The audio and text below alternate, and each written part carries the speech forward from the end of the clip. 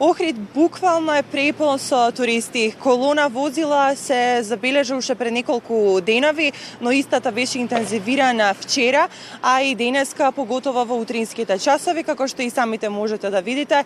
Навистина во центарот на градот имаме метеж и гужва во сообраќајот. Како што кажав, Охрид препон со туристи наши, домашни, странски, балканци, европејци, но имаме и туристи од прекоокеанските држави. Нервозни граѓани секако има, затоа што исполнети се дури високи 99% од сместувачките капацитети овде во Охрид.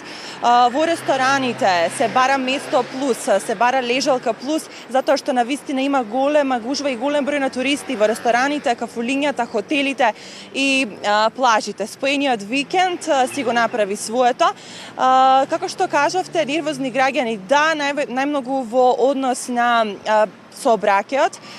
Иако пред извесен период СВР употреби многу мерки за заштита на безбедноста на возачите, тука има и обезбеден паркинг, сепак свеста на граѓаните, на некои од граѓаните, сепак нели има исклучоци, не е на многу високо ниво.